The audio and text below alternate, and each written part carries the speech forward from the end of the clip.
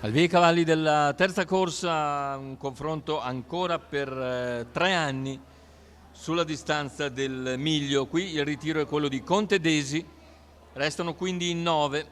Lo schieramento: 1 Cagliostro Coll, 3 Calvados B, 4 Christian Griff, 5 Chevin Lake, 6 Cinzia, seconda linea 7 Crash Bandicoot, 8 Cataleya Wise AS, 9 Cortone Lady, 10 Commodoro Horse.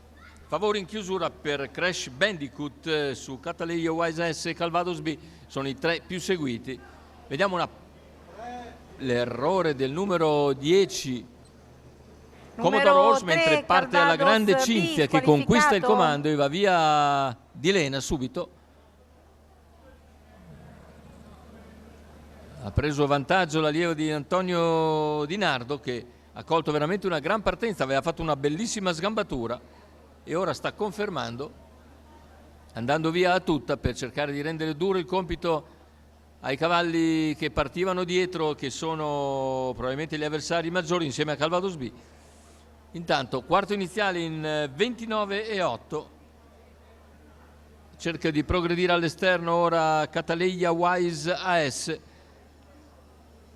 che avanza su Chevin Lake, che è rimasto in seconda posizione. Passaggio ai 600 in 44,9, sotto l'1,15 per il leader, che mantiene una decina di metri abbondanti di vantaggio su Chevin Lake. All'esterno invece Cataleya Wise AS, si trascina Crash Bandicoot,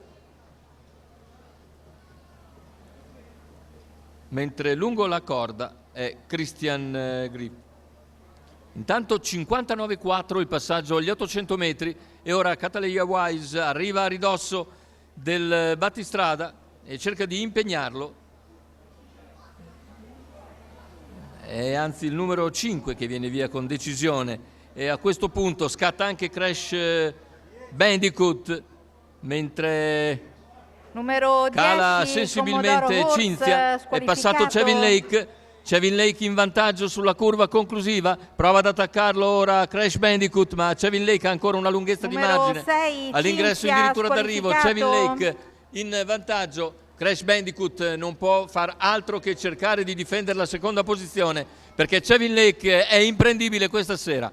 Vince su Crash Bandicoot, mentre al terzo posto finisce Cataleya Wise AS, 1,14,4, 29,1 a chiudere. E questo dice tutto sulla vittoria di Chevin Lake. Manuel Pistone in sediolo. Tra i due più attesi è spuntato quindi, anzi c'era anche Calvados B, ma Calvados B non si è mai visto.